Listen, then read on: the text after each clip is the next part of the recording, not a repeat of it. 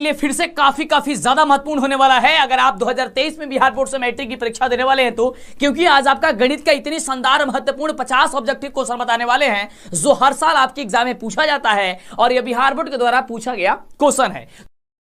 आप सभी के लिए फिर से काफी ज्यादा महत्वपूर्ण होने वाला है अगर आप 2023 में बिहार बोर्ड से मैट्रिक की परीक्षा देने वाले हैं तो, क्योंकि आज आपका गणित का इतनी शानदार महत्वपूर्ण 50 ऑब्जेक्टिव क्वेश्चन बताने वाले हैं जो हर साल आपके एग्जाम में पूछा जाता है और यह बिहार बोर्ड के द्वारा पूछा गया क्वेश्चन है। तो आज बहुत ही ज्यादा मजा आने वाली है, तो फटाफट से आप लोग शेयर कर दीजिए फटाफट से इस क्लास को और जल्दी आप लोग कॉपी कलम लेकर के बैठ जाइए क्योंकि समय हो चुका है और हम लोग काफी शानदार और लाजवाब क्वेश्चन पढ़ने वाले हैं। आपको बता दें कि जैसे ही आप एग्जाम हॉल में जाइएगा आपके सामने इसी तरीके का क्वेश्चन पेपर देखने को मिलेगा और आज आपको यही समझ करके बैठना है कि आप एग्जाम हॉल में बैठे हुए आप एक एक प्रश्न का जवाब देते जा रहा है, क्योंकि हूबहू आपका क्वेश्चन आपके एग्जाम में इसी तरीके से पूछा जाएगा। यहां पर आपको विषय कोड देखने को मिलेगा, यहां पे आपको लिखा हुआ मिलेगा सेकेंडरी स्कूल एग्जामिनेशन 2023 और यहां पे आपको प्रश्न पुस्तिका क्रमांक जो है देखने को मिलेगा। यहां पे कितने प्रश्न पूछे जाएंगे, यहां पे आपका प्रश्न पुस्तिका सेट कोड जो है वो देखने को मिलेगा। यानी कि इस तरीके से जिस प्रकार से यहां पे सारी चीजें आपको लिखा हुआ मिल रहा है इसी प्रकार से आपको एग्जाम हॉल में मिलेगा और आपको यही समझ कर बैठना है कि आप भी एग्जाम हॉल में बैठे हुए हैं, आपके सामने जो क्वेश्चन आ रहा है उसका आप लोग एक एक करके जवाब दीजिए और काफी ज्यादा आज का क्लास आपके लिए शानदार होने वाला है। एक बार आप वीडियो को लाइक और चैनल को सब्सक्राइब करके शेयर कर दीजिए। अभी तक आप चैनल को सब्सक्राइब नहीं किए जल्दी से कीजिए और आइए देखते हैं कि क्वेश्चन क्या क्या कह रहा है, क्योंकि काफी महत्वपूर्ण क्वेश्चन आपको हम बताने वाले हैं। सबसे पहला नंबर प्रश्न ये रहा आपके स्क्रीन पे, जो कि बहुत बढ़िया प्रश्न है, आपके सीधे एग्जाम में पूछा जाने वाला प्रश्न है और जिस प्रश्न या प्रश्न बिहार बोर्ड में पूछा गया था उस समय काफी बच्चे इस प्रश्न का उत्तर देने में गलती कर दिए थे। सो क्वेश्चन कुछ यूं है कि निम्नलिखित में कौन जो है अपरिमेय नहीं है। अपरिमेय नहीं है कहने का मतलब हो गया कि वह परिमेय होना चाहिए और आपके सामने 4 ऑप्शन दिया गया है और इसी प्रकार से क्वेश्चन आपके एग्जाम में पूछा जाता है। और आपको हम बता दें कि पूरे बिहार में हमें अंतिम दिनों के लिए जाना जाता है, क्योंकि अंतिम दिनों में जो आपको हम पढ़ाते हैं बताते हैं सीधे आपके एग्जाम में पूछ दिया जाते हैं। और हूबहू यहां से आपके कहीं लिख लीजिए कि ऐसा क्वेश्चन आपके एग्जाम में 100% पूछा जाएगा। तो क्वेश्चन है कि निम्नलिखित में कौन अपरिमेय नहीं है, यानी कि वह परिमेय होना चाहिए। यहां पे ऑप्शन अगर देखेंगे ए नंबर, तो पाई क्या है आपका एक अपरिमेय संख्या जो कि आपको हमने कई बार बताया है। √7 भी आपका एक अपरिमेय संख्या है। √2/√5 जो है ये भी आपका अपरिमेय संख्या है। यानी कि 3 ऑप्शन जो है अपरिमेय निकल करके आ गया। तो पूछा है क्वेश्चन में कि अपरिमेय नहीं होना चाहिए, यानी कि वो परिमेय होना चाहिए। इसका मतलब है कि लग रहा है कि ऑप्शन नंबर डी जो होगा वो सही होगा और सही भी है, यानी कि ऑप्शन नंबर डी ही होगा। लेकिन क्यों होगा? क्योंकि हम आपको सारी चीजें तोड़ के समझाते हैं जिससे कि दिक्कत नहीं होती है और जाकर के परीक्षा में आप एकदम धमाल मचा देते हैं। आइए इसको समझाते हैं। यहाँ पे देखिए 3√75 लिखा गया है और बटे यहाँ पे रूट का 48 लिखा गया है। क्लियर? अब क्या करते हैं हम लोग, इसको रूट से बाहर करने का प्रयास करते हैं। तो यहाँ पे √75 को आप लिख सकते हैं 5 × 5 × 3 लिख सकते हैं। फिर √48 को आप लिख सकते हैं 4 × 4 × 3 लिख सकते हैं। और आप सभी जानते हैं रूट में से बाहर करने के लिए 2 संख्या में से एक संख्या बाहर हो जाती है, यानी कि 3 का 3 पहले से है ही और 2 5 है, यानी कि 1 5 हो जाएगा और रूट का 3 रहने देंगे। फिर यहाँ से 4 जो है 2 5 4 है, 1 4 बाहर हो जाएगा और रूट का 3 हो जाएगा। अब √3 से √3 कट जाएगा, बचेगा क्या चीज 5 × 15 15/4 15/4 क्या हो गया आपका एक परिमेय संख्या हो गया, यानी कि आपका ऑप्शन जो हो जाएगा वो डी नंबर आपका बिल्कुल सही जवाब हो जाएगा। तो इस तरीके से क्वेश्चन आएगा ही, तो आपको इस तरीके से क्वेश्चन का जवाब दे देना है और आपको डरना नहीं है बाबू, लड़ना है, क्योंकि अब समय आपके पास काफी ही कम है। चलिए अगला क्वेश्चन देखिए। अगला क्वेश्चन कुछ यूं है और इस तरीके का क्वेश्चन कहीं लिख लीजिए फिर से कि मंटू सर बता रहे थे, डीएलएस वाले सर बता रहे थे कि यह क्वेश्चन आएगा ही आएगा, क्योंकि क्वेश्चन कुछ यूं है कि यदि अल्फा और बीटा द्विघात बहुपद x² - 3x + 5 के शून्यक हो तो अल्फा प्लस बीटा का मान बताइए। 100% है किस तरीके का क्वेश्चन आएगा। जैसे ही इस तरीके का क्वेश्चन आएगा आपको सोचना समझना नहीं है, आपको क्या करना है कि अल्फा प्लस बीटा पूछा है, यानी कि शून्यकों का योगफल पूछा है, तो अल्फा प्लस बीटा बराबर होता है -b/a। क्या होता है फॉर्मूला? -b/a। -b/a कहने का मतलब हो गया भाषा में कि दूसरा पद बटे पहला पद। तो दूसरा पद क्या है? -3 है, -3/a, पहला पद हो जाएगा 1। यहाँ पे x का गुणांक कितना है? तो 1 है, तो हो जाएगा 1। लेकिन इसमें ये आपका फॉर्मूला में कह रहा था पहले से ही एक माइनस है, यानी कि एक पहले से माइनस इसमें लगा देंगे। अब आप सभी जानते हैं कि माइनस माइनस प्लस होता है, इसलिए क्या हो जाएगा 3/1, यानी कि हो जाएगा 3 कहां पे ऑप्शन दिया गया? ऑप्शन नंबर ए में दिया गया, आपका राइट जवाब हो जाएगा बिल्कुल। तो इस तरीके से आपको प्रश्न का जवाब देना है काफी बखूबी तरीके से। चलिए अगले प्रश्न की बात करते हैं। और हाँ, अभी तक वीडियो को लाइक नहीं किया यार, लाइक करो फटाफट से, ये काम तो आप लोग फटाफट से कर दीजिए और जितना ज्यादा आपसे हो सकता है फैला दीजिए वीडियो को। हर कोचिंग इंस्टीट्यूट, हर आपके व्हाट्सएप ग्रुप में यह क्वेश्चन फैलना चाहिए। अगला देखिए बखूबी बड़ा ही जबरदस्त क्वेश्चन है। अगला नंबर प्रश्न हम सभी का बहुत ही बढ़िया प्रश्न है और सीधे आपके एग्जाम में यह प्रश्न पूछा जाएगा। आप कहीं नोट कर लीजिए कि हाँ सर बता रहे थे कि यह क्वेश्चन पूछा जाएगा 100% इस तरीके का। क्वेश्चन कुछ यूं है कि द्विघात बहुपद x square plus 1/6 x minus 2 के शून्य के क्या होंगे। बाबू इसका शून्य बताना है। आराम ने आपको बताया है कि जब भी शून्य के याद करने के लिए क्वेश्चन आएगा आपको क्या करना है, उसके बदले 0 लिख लेना है। आइए हम लोग इसको बनाते हैं और आप भी इसको बनाइए और चेक कीजिए कि क्या आप हमसे तेजी से क्वेश्चन का जवाब दे पाते हैं या नहीं दे पाते। नहीं दे पाते हैं कोई दिक्कत नहीं है, अभी आपको प्रैक्टिस करना है और आपको एग्जाम में एक भी गलती नहीं करना है। तो दिया गया है यहां पे x square plus 1/6 x minus 2 बराबर हो जाएगा हम सभी का 0। क्लियर। अब देखिए ये जो है बट्टा में दिया गया है। अब बट्टा को सबसे पहले हटाइएगा तब तो आसानी से आप इसे सॉल्व कर पाइएगा। तो हटाने का प्रक्रिया क्या है, प्रोसेस क्या है कि आप देखिए दो तरीका है। एक तो आप सबके नीचे 1 लगा करके इसका भिन्न का जोड़िया घटाव बना दीजिए। दूसरा प्रोसेस ये है कि ये जो 6 दिया गया है ना बट्टा में, तो सभी पदों में उससे गुणा कर दीजिए, बट्टा आपका खत्म हो जाएगा। जैसे कि एक्स स्क्वायर दिया गया है तो 6 से गुणा करेंगे तो हो जाएगा 6x स्क्वायर और प्लस, ध्यान दीजिएगा अब जिस भी संख्या के में बटा दिया गया होगा उस संख्या में केवल गुणा नहीं करना है। क्लियर। तो यानी कि यहां पे 1/6 एक्स दिया गया तो यानी कि केवल यहां पे x हो जाएगा और माइनस यहां पे 6 में 2 से गुणा करेंगे तो कितना हो जाएगा 12 और बराबर हो जाएगा हम सभी का 0 हो जाएगा। अब देखिए ये 6x square plus x minus 12 हो गया बराबर 0। ये तो आसान पद में आ गया, यानी कि सिंपल। ये अब हमको दिख रहा है कि क्या चीज करना है। करना कुछ यूं है कि हमने आपको बताया है कि पहले वाले पद में तीसरे वाले पद से गुणा कीजिए और जो भी मान आएगा उसको ऐसे तोड़ना है ताकि बीच वाले मान के बराबर आ जाए। जैसे कि 12 छक 72 होता है तो हो जाएगा माइनस 72 एक्स स्क्वायर माइनस का 72 एक्स स्क्वायर। अब जो 72 एक्स स्क्वायर है इसको इतने अच्छे 2 बराबर भागों में बांटना है ताकि बीच वाले मान के बराबर हो जाए। आइए देखते हैं। तो 6 स्क्वायर को 6 स्क्वायर रहने देते हैं, प्लस तो प्लस, और यहाँ पे देखिए 9x में अगर 8x को घटा देते हैं तो 9x में से 8x घटेगा, केवल x बचेगा। यानी कि हम सभी का हो गया क्या चीज, यहाँ पे केवल x बच गया। अब यहां पे क्या करेंगे माइनस 12 बराबर 0 हो गया। अब देखिए 9 8 कितना होता है 72 होता है, 72 भी आ चुका है और हम सभी का यहां पे जो है वो क्या आ गया है x भी आ चुका है। अब सिंपल इसको क्या करेंगे, इसमें से हम लोग इसको कमन करेंगे, ठीक है ना। अब कमन कैसे किया जाता है सर, तो देखिए यहाँ पे 4 पद है। कमन का मतलब क्या होता है सर, काफी बच्चे नहीं जानते होंगे क्योंकि अभी पहली बार वो शुरुआत भी कर रहे होंगे, कुछ बच्चे तो ऐसे भी होते हैं। कमन का मतलब होता है कि कौन जो इसमें से मिलता जुलता है, तो जो भी इसमें से मिलता जुलता होगा, जैसे कि देखिए 6x स्क्वायर प्लस 9x में क्या चीज मिल रहा है, तो अगर ध्यान से देखेंगे तो यहां से मिलेगा क्या चीज 3x इसमें भी है, 3x इसमें भी है, यानी क्या हो जाएगा 3 दूनी 6 यानी कि 2x हो जाएगा। देखिए 3 में 2 से गुणा कितना होगा 3 दूनी 6 और x में x गुणा करेंगे तो क्या हो जाएगा 9x हो जाएगा।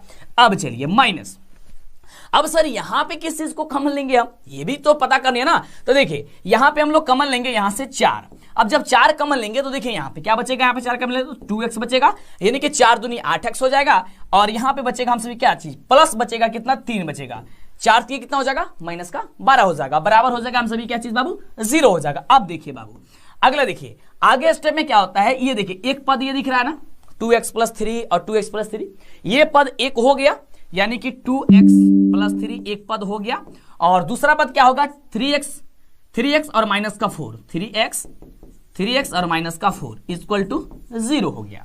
अब देखिए यह क्वेश्चन आपको सब्जेक्टिव में भी आएगा, इसलिए आपको बखूबी तरीके से बेहतर तरीके से बता रहे हैं ताकि कैसे बनता है जिससे कि आपको गड़बड़ न हो।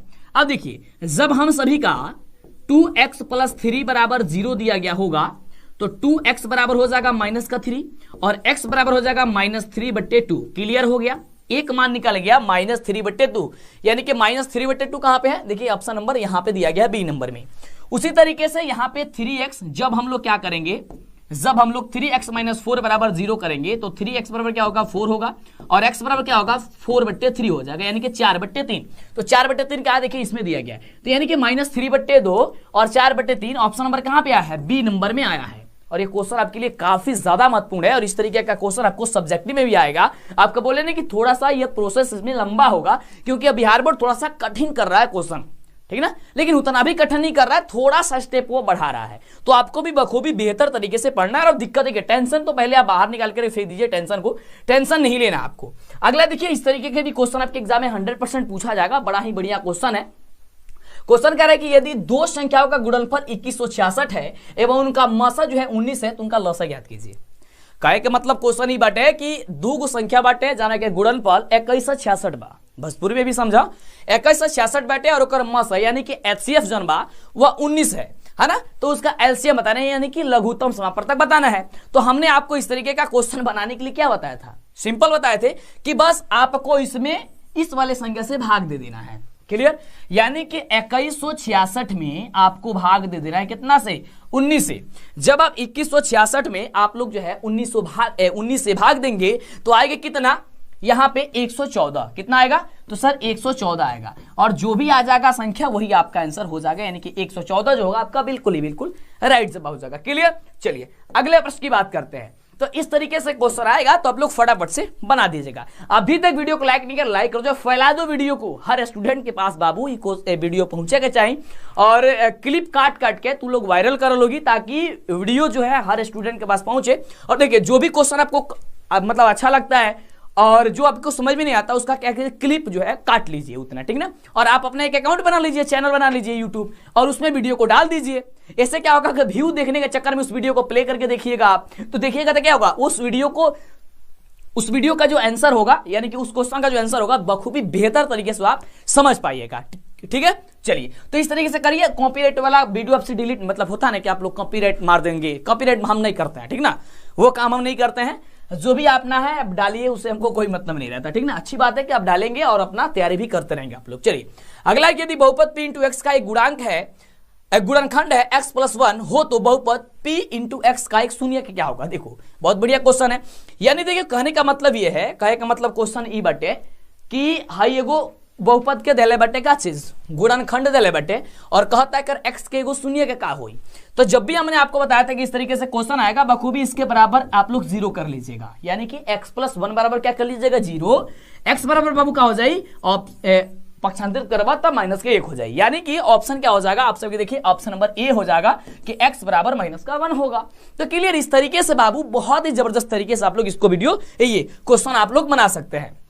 चलिए और शेयर कर दीजिए फटाफट से। चलिए अगला नंबर प्रश्न बहुत ही बढ़िया प्रश्न है कि समीकरण निकाय 6x - 2y + 9 बराबर 0 और 3x - y + 12 बराबर 0 का आलेख दो सरलरेखाएं है, जो कि यहां से क्या होगा, यानी कि वह संपाती होगा या समानांतर होगा या केवल एक बिंदु पर प्रतिच्छेद करेगी या फिर इनमें से कोई नहीं। इसका सही जवाब जो होगा वह क्या होगा आपको बताना है। तो जब भी इस तरीके का क्वेश्चन आएगा, और आएगा ही, आपको हम बता दें कि इस तरीके का क्वेश्चन 100% आएगा। इसको बनाने के लिए सबसे पहले आपको a1/a2 बराबर b1/b2 बराबर c1/c2 ये बात आपको क्लियर करना होगा, यानी कि ये बात आपको ये चीज मान आपको निकालना होगा। यानी कि a1/a2 तो क्या हो जाएगा हम सभी का, यानी कि 6/6 हो जाएगा 3 बराबर b1/b2 तो -2 हो जाएगा, b2 का मान क्या है -1 बराबर c1/c2 यानी कि 9 हो जाएगा 12। क्लियर, अब कटाइए 3 दूनी 6 माइनस माइनस कट जाएगा प्लस बराबर क्या हो जाएगा 2 में 1 से भाग देंगे हो जाएगा 2। अब बराबर इसको कटाइए 3 3 9 4 3 12 3 बटे कितना होगा 4 हो गया। यानी आप देख रहे हैं कि a1/a2 बराबर है b1/b2 और बराबर नहीं है c1/c2। यानी कि देख सकते हैं यहाँ पे 2 बराबर है और 1 बराबर नहीं है, तो ये क्या होगा, इसका कोई भी हल नहीं आएगा। यानी कि इसमें क्या होगा, यहाँ इनमें से कोई नहीं, यानी कि कोई भी हल बोल रहा है, इनमें से कोई नहीं, इसका जवाब हो जाएगा। चलिए अगले प्रश्न की बात करते हैं। अगला प्रश्न आपके स्क्रीन पे है, बहुत बढ़िया प्रश्न है और इस तरीके का क्वेश्चन 100% आपके एग्जाम में आएगा और अधिकतर क्वेश्चन इस तरीके का 2-3 सालों से यह क्वेश्चन आपको इस तरीके से पूछा जा रहा है। क्वेश्चन कुछ यूं है, कह रहा है कि यदि a बराबर दिया गया है 2�3 × 3 × 5 और b बराबर दिया गया 2�5 और 5 × 7 तब लसा क्या होगा। और बहुत बार क्वेश्चन पूछा है मसा, लघुत्तम समापवर्तक के जाए क्या पूछ दिया है मसा, लेकिन इसमें आपको लसा पूछा है। तो मसा पूछा जाता है वो भी आपको हमने बता दिया। अब लसा पूछा जाएगा तो आपको क्या करना है, लसा का मान हो गया जो आपका यहां से जो मान होगा ये आपको न्यूनतम सबसे अधिकतम ये जो न्यूनतम मान होता है वो आपको बताना है। a बराबर दिया गया है 2�3 और 3 × 5 और b बराबर दिया गया है 2�4 × 5 × 7 दिया गया है। इसमें से कह रहा है कि आप इसका एलसीएम बता दीजिए। क्या बताना है, एलसीएम बता दीजिए। तो देखिए मसा में क्या होता है कि जो सबसे अधिकतम मान आया होगा वही आपका होता है महत्तम समापवर्तक, और जब लघुत्तम होता है तो सबसे न्यूनतम मान आपको बतानी है। अब देखिए जो इसमें से मिल रहा है, इसमें से देखिए 2 का घात इसमें 3 बार है, इसमें 2 का घात 4 बार है, यानी कि 2 का घात 4 बार आ रहा है, तो इसको क्या देंगे 2 का घात 4 इंटू ये देखिए क्या है। उसके बाद से 3 जो है इसमें क्या है नहीं है, तो फिर इसमें क्या हम 3 का 3 लिख देंगे। इसमें क्या है 5 इसमें भी है, 5 इसमें भी है, यानी कि एक बार 5 हम इसे लिख देंगे। और यहाँ पे क्या है 7, तो 7 को 7 लिख देंगे। अब इसको सबको एक में आपस में मल्टीप्लाई कर देंगे, गुणा कर देंगे, आंसर आ जाएगा। देखिए 2 का घात 4 बार है, यानी कि 2 दूनी 4, 4 दूनी 8 दूनी 16 और उसके बाद से फिर 3 × 5 × 7, ठीक ना। अब एक गुणा कीजिए, 16 × 5 80, 80 में गुणा कीजिए कितना 3 से 80 और 80 और 3 कितना होता है 240, 240 में 7 से गुणा कर दीजिए। 240 में जब 7 से गुणा करेंगे तब वो खूबी इसका जो आंसर आ जाएगा वो शायद 1680 आना चाहिए। क्लियर? हाँ वो बिल्कुल इसका राइट जवाब बताइए। हाँ चलिए बिल्कुल आपका, हाँ क्या बात है, 1600 से गुणा कर लिया ना, चलिए 1680 ही आएगा आपका, यानी कि हो जाएगा कितना 1680। क्या हो जाएगा 1680 आपका जवाब हो जाएगा। तो इस तरीके आपको बनाना है। चलिए अगले प्रश्न की बात करते हैं। अगला प्रश्न ये देखिए, बड़ा ही बढ़िया क्वेश्चन है और सीधे आपके एग्जाम में पूछा जाने वाला क्वेश्चन है और इस तरीके का क्वेश्चन 100% आपके एग्जाम में आएगा ही। यदि किसी द्विघात बहुपद के शून्य के यदि 5 और -3 है तो द्विघात बहुपद बता दीजिए। हमने आपको बहुत बार बता दिया है, इसके पहले वाले वीडियो आपको नहीं देखे है ना, तो जल्दी देखिए, प्लेलिस्ट से देखिए या नीचे डिस्क्रिप्शन में हम उसका लिंक दे देते हैं, आप उसे जरूर देख लीजिएगा। चलिए हर एक वीडियो देखिए जिससे कि दिक्कत ना हो। तो देखिए ये क्वेश्चन आपको कहीं लिख लीजिए कि मंटू सर बता रहे हैं कि ये क्वेश्चन आपके 100% आपके एग्जाम में आएगा ही आएगा। तो जैसे ही ये क्वेश्चन आपके एग्जाम में आएगा आपको बखूबी क्या करना है, ध्यान दीजिएगा। यहां पे क्या दिया गया है, इसके शून्य दिया गया है, यानी कि अल्फा का मान दे दिया गया है 5 और बीटा का मान दे दिया गया है -3। क्लियर है बाबू? अब चलिए, जब अल्फा का मान 5 दिया गया है, बीटा का मान -3 दिया गया है, तो सबसे पहले आपको यहां से क्या करना है, अल्फा प्लस बीटा ज्ञात कर लेना है और अल्फा इंटू बीटा मान ज्ञात कर लेना है। क्लियर? अब देखिए अल्फा प्लस बीटा यानी कि 5 अल्फा का मान दिया गया है, बीटा का मान दिया गया -3, क्या हो जाएगा 2 हो जाएगा।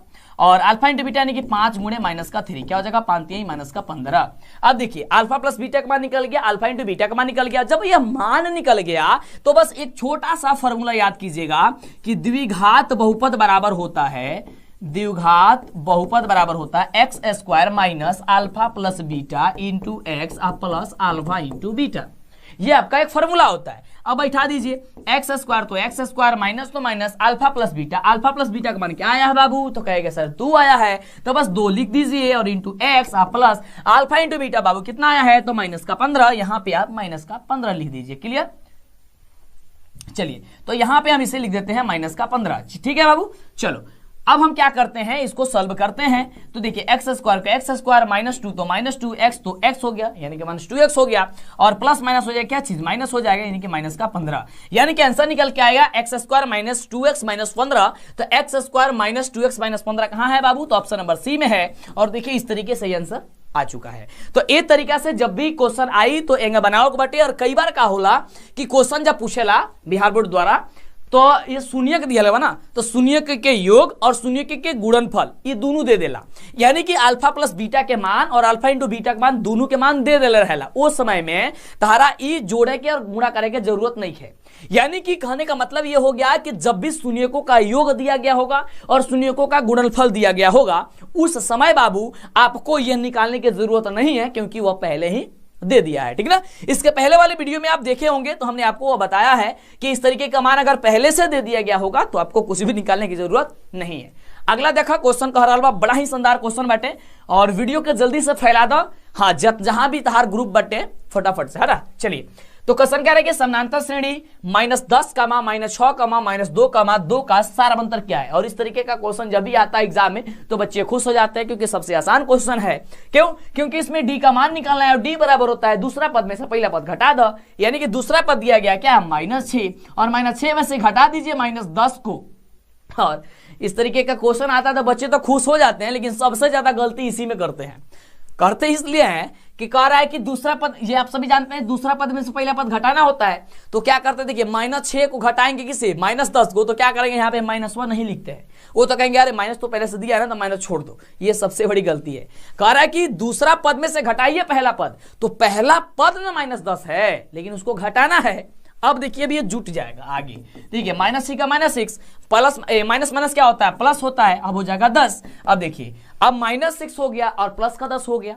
क्लियर? तो अब क्या आंसर निकलेगा सर, 4 आएगा। तो बिल्कुल बाबू 4 आएगा। तो 4 कहां पे है, तो 4 दिलेवा ऑप्शन नंबर बी में। तो ऑप्शन नंबर बी जो बा आपका राइट जवाब हो जाए, है ना। चला तो ये तरीके से जब क्वेश्चन आई तो पेपर के खोपड़ी में एकदम छेद करेगा बाटे। बिल्कुल, अब सिक्का उछल चुका है, हेड भी आपका होगा और टेल भी आपका होगा। जब तक रिकॉर्ड टूटेगा नहीं तब तक साथ छोड़ने वाले नहीं है। अगला क्वेश्चन, निम्नलिखित में कौन द्विघात समीकरण नहीं है? इसमें से जो कौन है वह द्विघात समीकरण बाबू नहीं है। ध्यान से देखेंगे और इस तरीके का क्वेश्चन, हाँ बाबू आपके एग्जाम में 100% सिक्योर रहिए कि आएगा ही आएगा।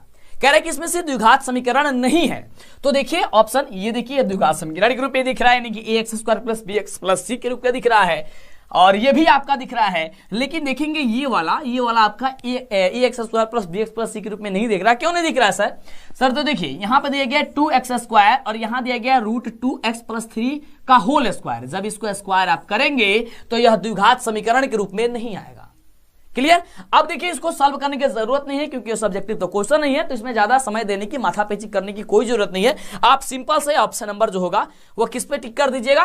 तो सी पे टिक कर दीजिएगा कि यह आपका द्विघात समीकरण नहीं है। अगले हम प्रश्न की बात करते हैं, तो अगला प्रश्न आपके स्क्रीन पे, अब देखिए बखूबी बहुत ही बढ़िया क्वेश्चन आपके स्क्रीन पे आ चुका है। और क्वेश्चन कुछ ही में देखिए ध्यान से समझिएगा, क्योंकि क्वेश्चन देखिए बड़ा ही सिंपल आपको दिख रहा है, लेकिन इसमें अंतर है। क्वेश्चन कुछ है कि समीकरण 7x² - 12x + 18 = 0 के मूलों का योग या मूलों का गुणनफल का अनुपात क्या होगा?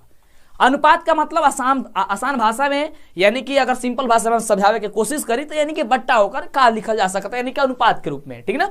चलिए तो ध्यान दीजिएगा, सबसे पहले कह रहा है कि मूलों का योगफल यानी कि अल्फा प्लस बीटा पहले निकाल लीजिए। तो अल्फा प्लस बीटा बराबर होता है -b/a, तो यहाँ पे माइनस तो माइनस, और b का मान क्या है? पहले से ही -b है तो -b रख देते हैं, और नीचे a का वैल्यू कितना है? 7 है, तो इसको लिख दिया हमने 7। माइनस माने क्या होता है? प्लस होता है, यानी कि 12/, क्या हो जाएगा? 7। अल्फा प्लस बीटा का मान कहा निकल के आ गई? 12/7। जब 12/7 निकल के आ गई तो अल्फा इंटू बीटा निकालो।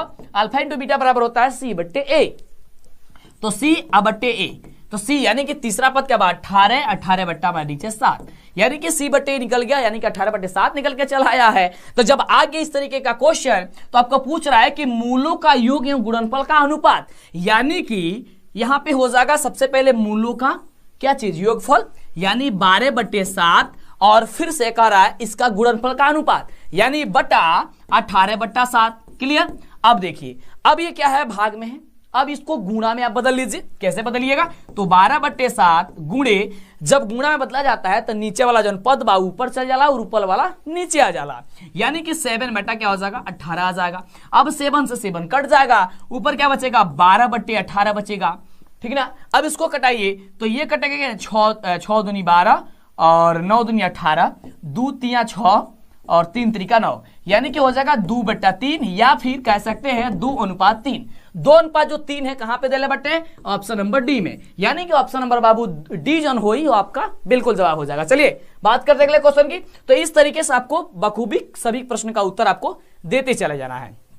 अगला देखिए, अगले प्रश्न का उत्तर देखते हैं कि कौन स्टूडेंट सबसे तेजी से जवाब दे पाते हैं, क्योंकि क्वेश्चन कुछ यूं कह रहा है कि द्विघात समीकरण ax² + bx + c = 0 के मूल बराबर हो तो c का मान क्या होगा? अब देखो, जब ये तरीका के क्वेश्चन आवाला था कहला कि एक हम बना दी, लेकिन सबसे बड़ा जो है इसमें गड़बड़ हो जाता है। आपसे क्या रहा है कि यदि द्विघात समीकरण मूल बराबर है तो कह रहा है सी का वैल्यू, यहाँ पे सी का वैल्यू पूछ रहा है, यानी कि कैसे निकलेगा सर? तो मूल बराबर कब होता है? जब d = 0 हो, यही होता है ना, जब d = 0 हो, और d का फॉर्मूला होता है b² - 4ac बराबर हो गया 0। क्लियर? अब देखिए, अब यहां पे क्या करेंगे हम लोग? b² और इसको पक्षांतरित करेंगे, क्या हो जाएगा? 4ac हो जाएगा, ये हो जाएगा ना 4ac। अब यहां पे c पूछ रहा है तो c बराबर हो जाएगा, क्या चीज हो जाएगा? तो b² बट्टे नीचे 4a, यानी c बराबर क्या हो गया? b² बट्टे 4a। कहां है? b² बट्टे 4a, ऑप्शन नंबर डी में दिया गया। अब आपका यह जवाब सही होगा। क्लियर? तो इस तरीके से आपको बखूबी बहुत ही जबरदस्त तरीके से सोच समझ करके प्रश्न का जवाब देना है, जिससे कि गलती न हो। और कुछ भी नहीं पढ़े हैं तो भी आपको परेशान होने की जरूरत नहीं है, क्योंकि जिस तरीके से आपको बताया जा रहा है उस तरीके से कोई भी आपको गड़बड़ नहीं होने वाली है। क्लियर बाबू? हाँ, तो एक बार आप लोग शेयर कर दीजिए और एक बार बताइए कि हाँ सर समझ में आ रहा है, बहुत ही मजा आ रहा है, तो आप इसी तरीके से पढ़ते रहिए। अगला देखिए, क्वेश्चन क्या रहा है कि y बराबर अगर 10 दिले बाटे तो y बराबर 10 का आलेख कैसी सरल रेखा होगी, यानी कि कैसन सरल रेखा होगी, और y बराबर 10 दिले बाटे तब ये x अक्ष के समानांतर हुई या y अक्ष के समानांतर हुई, या मूल बिंदु से जाती हुई होगा, या फिर इनमें से कोई नहीं। क्लियर। चलिए तो आइए इसको अगर आप जांच करना चाहें तब भी आप जांच कर सकते हैं। जैसे कि एक आपका तल हो गया, ठीक ना। आप सभी जानते हैं, क्या जानते हैं सर, यहां पे x होता है दाहिने तरफ, इस तरफ माइनस का x होता है, ऊपर y होता है, नीचे का माइनस का y होता है। क्लियर। कह रहा है कि y बराबर 10 है, यानी कि यहां पे 10 होना चाहिए, यही होगा ना। क्लियर होगा, हाँ सर यही होगा 10। तो कह रहा है कि यह रेखा जो का आलेख कैसी सरल रेखा होगी। तो यह बाबू कैसे सरल रेखा होगी, हाँ बहुत बढ़िया एकदम। तो सोच समझ के बताओ, सब कुछ चित्र भी बना देला बानी, बिल्कुल। तो ये कहेगा सर क्या होगा, हाँ ये 10 है, तो ये जो रेखा है ये इसी तरीके के ना जाएगा, इस तरीके की। तो ये रेखा कौन है, ये x है, तो x x के समानांतर हो जाएगी, x अक्ष समानांतर हो जाएगी। तो कहां पे है, देखिए ऑप्शन नंबर ए में किया, x अक्ष के समानांतर हो जाएगी। क्लियर। तो इस तरीके से आपको जैसे क्वेश्चन आएगा आपको बना डालना है। अगला क्वेश्चन कह रहा है, अब देखिए इस प्रश्न का उत्तर तो हमने आपको कई बार बताया है और आपको हम बोले थे कि कहीं लिख लो, यह क्वेश्चन आएगा। क्वेश्चन कुछ यूं कह रहा है, बड़ा ही जबरदस्त है, कि निम्नलिखित में कौन सा बिंदु तृतीय चतुर्थांश में है। हमने आपको बखूबी बेहतर तरीके से समझाया है कि आपका चतुर्थांश होता है, ये आपका पहला कोऑर्डिनेट होता है यानी कि चतुर्थांश होता है, ये द्वितीय ये चतुर्थांश होता है, ये तृतीय चतुर्थांश होता है, ये चतुर्थ चतुर्थांश होता है। इसमें संख्याएं दोनों का दोनों प्लस में होती है और इसमें का संख्या दोनों, ये पहला माइनस दूसरा प्लस होता है। इसमें का दोनों संख्याएं माइनस में होती है तृतीय में, और चतुर्थ में पहला संख्या प्लस में और दूसरा संख्या माइनस में होती है। क्लियर। अब कह रहा है कि तृतीय चतुर्थांश में स्थित होती है क्या, कौन सी संख्या होगा यहां से, यानी कि तृतीय में दोनों संख्याएं माइनस होना चाहिए।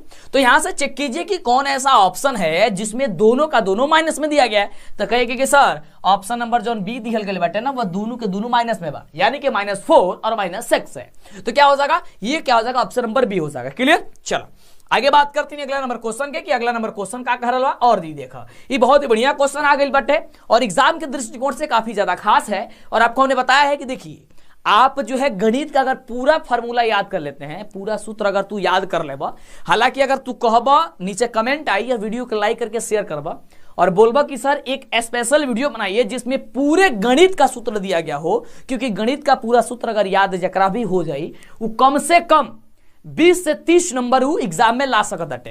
कैसे कि खाली फार्मूला ही 10 से 15 नंबर के पूछ दिया जाला और फार्मूला के ही आधार पर सारा क्वेश्चन बनेला। अगर खाली फार्मूला ही याद हो की तो बहुत सारा क्वेश्चन आप बना सकते हैं, ठीक ना। चलिए तो आप हमें नीचे कमेंट करके बताइए, वीडियो को लाइक कर दीजिए, चैनल को सब्सक्राइब कर लीजिए, जिससे आगे से वीडियो मिला करे आपको, और हम आपको एक स्पेशल वीडियो बना देंगे जिसमें पूरा गणित का आपको सूत्र दिया गया होगा। आगे बात करते हैं, ये क्वेश्चन पे देखते हैं। क्वेश्चन कह रहा है कि यदि समानांतर श्रेणी का प्रथम पद ए हो, सारवंतर डी हो, तो प्रथम n पदों का योगफल क्या होगा। क्या पूछ रहा है कि यदि ए और डी दिया गया है प्रथम पद और सारवंतर, तो कह रहा है n पदों का योग। तो n पदों का क्या होता है, n/2 × 2a + n-1 × d होता है। ये तो सभी बच्चे जानते ही हैं, यानी ऑप्शन क्या हो जाएगा, सी नंबर हो जाएगा। और जो नहीं जानते हैं वह जान लीजिए, और मेरे वीडियो अगर लगातार आप देख रहे हैं, कोई भी वीडियो नहीं छोड़ रहे हैं, तो समझिए आपको दिक्कत नहीं हो रहा होगा। क्लियर। मजा आ रहा है ना, बिल्कुल बाबू मजा आवे के चाहिए और गजब तरीके से पढ़े के बाटे। अगला क्वेश्चन कह रहा बाटे कि समानांतर श्रेणी 2, 7, 12, डॉट का 10वां पद क्या होगा। हाँ बाबू, जब भी ए तरीका के क्वेश्चन पूछल जाई तो हम तरह के का कहला बानी, बहुत ही बखूबी तरीके से बताया ना। बिल्कुल ये काफी इजी होता है और ये 100% आपके एग्जाम में आएगा। 10वां पद, 15वां पद, कोई भी पद निकालने के लिए आपको क्या करना, लिखना है ए प्लस और जितना भी पूछा गया होगा, जैसे 10वां पद पूछा है, 10 में से को घटा दो, कितना होगा सर 9, तो लिख दो 9 और उसमें गुणा कर दो डी से। क्लियर। अब आप सभी जानते हैं कि सर ए कौन होता है, तो ए होता है प्रथम पद यानी कि 2 प्लस 9 गुणे डी। डी क्या होता है, डी वही होता है जो दूसरा पद में से पहला पद घटा देते हैं, यानी कि दूसरा पद 7 बार, 7 में से 2 के घटा दो, 7 में से 2 के घटाई बका हुई 5 हुई। तो आप इसको गुणा करके जोड़ दीजिए, तो 2 + 2 का 2। अब देखो गुणा करने में इसको गलती मत करना, सबसे पहले अगर भाग दिया गया होगा तो भाग किया जाता है, उसके बाद गुणा किया जाता है ना। तो इस तरीके से बनाया जाता है, ये नहीं कि 9 को 2 को जोड़ दिया, 11 को 11 में 5 से गुणा कर दिया, तब तो हो जाए गड़बड़, है ना। सबसे पहले 9 × 5 = 45, अब 45 में 2 जोड़बा तो हो जाए 47, और 47 जनबा वो राइट जवाब हुई ऑप्शन नंबर सी में। तो जोड़ने और घटाने में भी काफी बच्चे गड़बड़ करते हैं, ये सीख लीजिएगा। सबसे पहले गुणा कीजिएगा और गुणा करने के बाद से तब 2 जोड़िएगा। ऐसा नहीं कि पहले 2 दले बाटे तो 2 में जोड़ दिया 9 के, 9 में गुणा कर दिया 5 से, तो 9 और 2 का हो जाए 11 हो जाए, 11 में से 5 से गुणा कर 11 × 5 हो जाए 55, है ना। तो ये हो जाएगा आपका गड़बड़। तो ऐसे नहीं, पहले 9 में 5 से गुणा कीजिए तो हो जाएगा 45 और 45 में 2 से गुणा करिए जोड़िएगा हो जाएगा 47। अगला देखिए, अगला देखा बाबू, अगला क्वेश्चन बड़ा ही बढ़िया क्वेश्चन बा और ई क्वेश्चन के देख के कुछ लोग कही कि हम बना दें और कुछ लोग कही कि अरे तो समझे में नहीं क्या क्वेश्चन का कह रहा बा। क्वेश्चन बाबू यूं है कि समानांतर श्रेणी 14, 9, 4, -1, -6 डॉट डॉट का एनवा पद, एकर एनवा पद का होई। तो तू सभी जानत रह कि एनवा पद बराबर फॉर्मूला क्या होला, एनवा पद a + n - 1 × d होता है ना, क्लियर। ये एक सूत्र होता है, आप याद कर लीजिएगा, याद नहीं होगा तो क्लियर। अब चलिए, कह रहा एनवा पद ज्ञात करना ही है, तो एनवा पद को एनवा पद रहने देते हैं। ए का मान क्या है 14 प्लस n, n के जगह क्या है n ही रहने देते हैं, -1 × d। d बराबर क्या होता है, तो दूसरा पद में से पहला पद घटा दो, तो 9 में से 14 को घट जाएगी तो क्या बची 9 × 5 = 14, 5 बचता है ना, इसको कर देते हैं यहाँ पे 5, क्लियर। अब देखिए 14 तो 14, 5 में n से गुणा करेंगे क्या हो जाएगा 5n हो जाएगा, माइनस क्या हो जाएगा 5 में 1 से गुणा करेंगे हो जाएगा 5, क्लियर। अब देखिए 14 गो और यहाँ पे 5 गो घट जाए, क्या हो जाए 9 × 5 = 14, 14 को एक मिनट, ये माइनस का 5 होगा ना, गड़बड़ बताया था ना, 9 में से 14 घटी तो 5 तो होई, लेकिन माइनस के 5 होई, यानी कि -5 यहाँ पे होगा तो माइनस क्या हो जाएगा यहाँ पे माइनस प्लस हो जाएगा। अब ध्यान दीजिएगा, तो 14 और 4 कितना हो गया 19, 19 + 5n, 19 + 5n बाबू कहाँ दिला बा, तो 19 + 5n दिया है ऑप्शन नंबर ए में, क्लियर। तो इस तरीके से आपको बनाना है क्वेश्चन और इस तरीके से क्वेश्चन का जवाब आपको आ जाएगा, क्लियर। चलो अगला क्वेश्चन देखिए, अगला नंबर प्रश्न बहुत ही बढ़िया प्रश्न है कि समानांतर श्रेणी 2, 7, 12, डॉट डॉट डॉट का 10 पदों का योगफल कराइए। योगफल यानी कि एसन बता रहे हैं, आइए बताते हैं इसको। एसन का सूत्र हमने आपको बताया है n/2 × 2a + n - 1 × d होता है, क्लियर। चलिए अब n/2 यानी n का मान दिया गया 10, तो 10/2 हो जाएगा 2 इंटू 2 गुणे a का वैल्यू हो जाएगा 2 प्लस n का क्या वैल्यू है, n का वैल्यू 10 है, 10 - 1 × d। d बराबर क्या होता है, दूसरा पद में से पहला पद घटाइए, यानी कि 7 में से 2 घटेगा, बचेगा क्या चीज 5, ठीक है। इसको ब्रैकेट से बंद करते हैं। अब इसको घटाइए, 5 दूनी 10 यानी हो जाएगा 5। अब देखिए 2 दूनी 4 प्लस 9 और ये क्या हो जाएगा 10 में से ही घटेगा 9 और 9 × 5 हो जाएगा 45, क्लियर। अब चलिए 45 जब हो गया तो 5 गुणे 45 से 4 कितना होता है 49, और 49 में जब 5 से गुणा कीजिएगा कितना होगा, तो हो जाएगा 245, कितना होगा 245, ऑप्शन नंबर हो जाएगा आपका ए नंबर, क्लियर। क्या है ऑप्शन नंबर ए में है। तो इस तरीके से जैसे ही क्वेश्चन आएगा आपका बखूबी बेहतर तरीके से आपको बना सकते हैं, ठीक है। चलिए अगले प्रश्न की बात करते हैं। अगला प्रश्न आपके लिए काफी ज्यादा महत्वपूर्ण है और ये वही सभी प्रश्न है बाबू जो आपके एग्जाम में हूबहू पूछा जाएगा। अगर आप इस क्लास को छोड़ के जाएंगे तो आपको काफी ज्यादा दिक्कत हो जाएगी।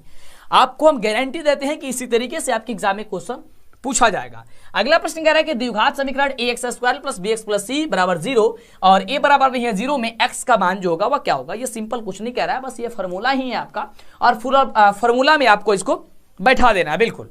हाँ शेयर कर दीजिए किल पे, बहुत बढ़िया। तो आप सभी जानते हैं x बराबर होता है प्लस ये -b ± √ b² - 4ac बट्टे होता है 2a होता है, क्लियर। ये ऑप्शन कहां पे दिया गया है, ऑप्शन नंबर सी में दिया गया है कि b ± b ± √ 4ac बटा 2a होता है, क्लियर। चलिए अगले प्रश्न की बात करते हैं बाबू। तो अगला जो प्रश्न बा वो प्रश्न कह रहा बाटे, बड़ा ही शानदार क्वेश्चन बाटे और क्वेश्चन कह रहा है कि बिंदु 9,3 एवं 15,11 के बीच की दूरी क्या होगी। ये दूरी बताओ बटे और इस तरीके के क्वेश्चन 100% एग्जाम में पूछल जाए, बिल्कुल। तो अभी तक लाइक नहीं करे वीडियो को तो लाइक कर दो, शेयर कर दो। चैनल का पहली बार आया है ना आप लोग तो सब्सक्राइब जरूर कीजिएगा, या फिर आप काफी दिनों से देख रहे हैं लेकिन सब्सक्राइब नहीं किया तो कर दीजिए। देखिए दूरी निकालने के लिए क्या होता है, दूसरा पद में से पहला पद घटाइए। दूसरा पद क्या है 15 में से घटा दीजिए 9 को, 15 में से 9 घटाइए कितना होगा, तो हो जाएगा 9 × 6 = 15, 6 का कर दीजिए स्क्वायर प्लस दूसरा ये y2 - y1 क्या हो जाएगा 11 में से 3 घटाइए कितना होगा, 11 में से 3 8 होता है, 8 का स्क्वायर कीजिए कितना होगा 64, तो यहाँ पे 8 का स्क्वायर। अब कीजिए इसका स्क्वायर, 6 का स्क्वायर 36 हो जाएगा और 8 का स्क्वायर 64 हो जाएगा, जोड़िएगा हो जाएगा 100 का ये इसको वर्ग से ये रूट से बाहर कीजिए हो जाएगा 10, यानी आंसर जो है निकल के आ जाएगा आप सभी का 10, यानी ऑप्शन नंबर बाबू बी। चलिए अगले प्रश्न की बात करते हैं। अगला जो प्रश्न बा वो प्रश्न बड़ा ही बढ़िया क्वेश्चन बा और क्वेश्चन कह रहा है कि बिंदुओं 6, -5 एवं -2, 11 को जोड़ने वाले रेखाखंड के मध्य बिंदु का नियामक यदि 2p हो तो p का मान ज्ञात कीजिए। देखिए बड़ा ही सिंपल है, और इसको बनाना चाहेंगे तो आप काफी लंबे प्रोसेस में बनाएंगे, लेकिन इसको हम मात्र चुटकियों में आपको बता देते हैं कि कैसे बनाएंगे। और इस तरीके का क्वेश्चन 100% आपके एग्जाम में पूछा जाएगा। जैसे इस तरीके का क्वेश्चन आएगा, ये इतना लंबा क्वेश्चन है लेकिन आप इसे छोटे में बना सकते हैं। ये कह रहा है देखिए 2p यानी ये x का वैल्यू है और ये y का वैल्यू है, यही है ना। तो y का वैल्यू ज्ञात करने के लिए आपको क्या बताया गया है कि बताया गया सर y1 + y2/2 होता है, यही होता है ना मध्य बिंदु का नियामक। बिल्कुल, तो यहां पे y का वैल्यू दिया है p बराबर हम सभी का क्या हो जाएगा y1 यानी कि -5 और +11/2। p बराबर क्या हो जाएगा, यहाँ पे हो जाएगा यहाँ पे 6 5 11 होता है ना, तो बिल्कुल यह हो जाएगा 6/2, यह हो जाएगा 3 दूनी 6 यानी कि p बराबर क्या हो जाएगा 3। देखिए इस तरीके से 3 निकल गया, ऑप्शन हो गया बी नंबर। कितना इजी है ना, काफी आसान तरीके से अपने बना दिया। चलिए अगले प्रश्न की बात करते हैं। अगला जो प्रश्न बाटे वो प्रश्न बहुत ही बढ़िया क्वेश्चन है और इस तरीके से क्वेश्चन तारा एग्जाम में बहुत बार पूछा जाला और पूछल भी जाए। क्वेश्चन कुछ कह रहा है कि बिंदु -6, -7 का कोटि क्या होगा। वीडियो कैसा लगता है, कैसे आपको पसंद आता है या नहीं आता, मतलब आपको समझ में आता है या नहीं आता, आप हमें जरूर नीचे कमेंट करके बताइएगा। कह रहा है -6, -7 का कोटि क्या होगा। देखिए दो मान बिंदु दिया गया होता है, एक का होता है भुज और दूसरा होता है कोटि। क्या होता है, दूसरा होता है कोटि। पूछा क्या है कोटि, तो कोटि का हो जाएगा -7। -7 का है सर, ऑप्शन नंबर सी में दिया गया। क्या हो जाएगा, ऑप्शन नंबर आपका सी जो होगा राइट जवाब होगा। अगर भुज पूछता तो क्या हो जाएगा, -6 हो जाता। तो इस तरीके से बखूबी या बेहतर तरीके से आप लोग क्वेश्चन का जवाब दे पाते हैं। चलिए अगला क्वेश्चन बड़ा ही शानदार है। कह रहा है कि x अक्ष का समीकरण क्या होता है। तब बाबू हम कई बार बतौले बानी कि x अक्ष के समीकरण y बराबर 0 होला और y अक्ष के समीकरण x बराबर 0 होला। तो पूछत का बा x अक्ष का समीकरण, तो x अक्ष का समीकरण हो जाएगा y बराबर 0। ऑप्शन क्या हो जाएगा, बी नंबर। तो ये तरीका से जब भी क्वेश्चन आई तो फटाफट से सोचे समझे नहीं के और जल्दी जल्दी जवाब दे दे बटे। अगला नंबर प्रश्न बहुत ही बढ़िया प्रश्न है। कह रहा है कि सेक स्क्वायर 10 डिग्री माइनस का कॉट स्क्वायर 80 डिग्री का मान क्या होगा। और इस तरीके का क्वेश्चन आपके एग्जाम में आएगा, भले ही यहां माइनस की जगह प्लस हो जाए या फिर यहां पे कोई या फिर आपको माइनस को माइनस रहने दे, लेकिन क्वेश्चन आएगा ही आएगा आपके एग्जाम में इस तरीके का। तो देखो इस तरीके का क्वेश्चन जब भी पूछा जाता है आपको क्या कहता है, एक मान को आपको चेंज करना होता है, या फिर आपको एक सिंपल बता दे ट्रिक, या फिर आप याद करके रखेगा, बनाना नहीं हो, समय आपके पास नहीं हो तो तब आप क्या कीजिएगा, अगर माइनस दिया गया होगा तो उसका आंसर 0 होता है और प्लस दिया गया होगा उसका आंसर 1 होता है। बस इतना याद करके रखिएगा। आपको बता देते हैं कैसे आता है इसका आंसर, वो भी ध्यान दीजिए। कह रहे हैं कि सेक स्क्वायर 10 डिग्री, सेक स्क्वायर 10 को आपको क्या कर देना है, चेंज कर लेना है 90 माइनस थीटा से। तो 90 में से क्या घटाइएगा, तो सर 80 घटाएंगे तो हम सभी का सेक हो जाएगा। माइनस का कॉट स्क्वायर जो है, कॉट स्क्वायर यहाँ पे 80 डिग्री को कॉट स्क्वायर 80 डिग्री रहने देते हैं। हम सभी जानते हैं कि सेक स्क्वायर 90 माइनस जो थीटा होता है वो कॉट थीटा के बराबर होता है, यानी कि हो जाएगा कॉट 80 डिग्री और माइनस कॉट का 80 डिग्री। अब देखिए कॉट 80 में से कॉट 80 घटाएंगे क्या हो जाएगा 0। देखिए आंसर आ गया 0, कहां पे, ऑप्शन नंबर है बी नंबर, और बी नंबर आपका सही जवाब हो गया।